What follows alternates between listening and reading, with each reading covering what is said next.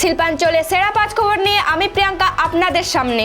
স্থানীয়দের বঞ্চিত করে বহিরাগতদের নিয়োগ করা হচ্ছে, এই অভিযোগ তুলে শুক্রবার সকাল থেকে দুর্গাপুরে সগরভাঙ্গার একটি বেসরকারি ইস্পাত কারখানার মূল প্রবেশদ্বার বন্ধ করে বিক্ষোভ স্থানীয়দের।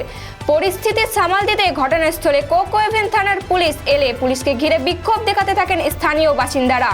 চলন্ত ট্রেনে আগুন লাগার ঘটনায় আতঙ্ক রাজবাঁধ স্টেশন।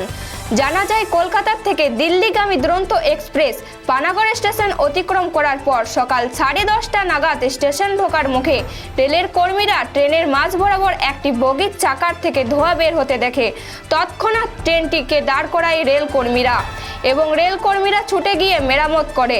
প্রায় 11:10 নাগাদ ট্রেনটি দিল্লি উদ্দেশ্যে রওনা হয়। শুক্রবার রানীগঞ্জে রানীশাহের মোড়ে ঘটে এক দুর্ঘটনা। জানা যায় একটি মাল বোঝাই লরি একটি মোটরসাইকেল আরোহীকে সজোরে ধাক্কা মারে এবং পড়ে যায় মোটরসাইকেল আরোহী। গুরুতর আহত হয় সেই মোটরসাইকেল আরোহী।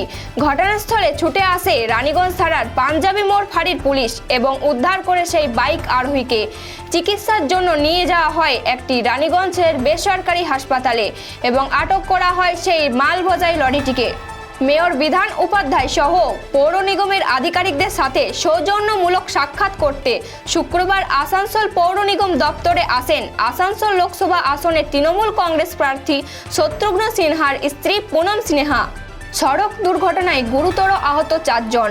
জানা গিয়েছে একটি মাছ বোঝাই ভ্যান জাতীয় সড়ক ধরে বর্ধমান থেকে দুর্গাপুরের দিকে যাওয়ার পথে একটি লরি সেই ভ্যানের পেছনে ধাক্কা মারলে রাস্তার উপর নিয়ন্ত্রণ হারিয়ে উল্টে যায়।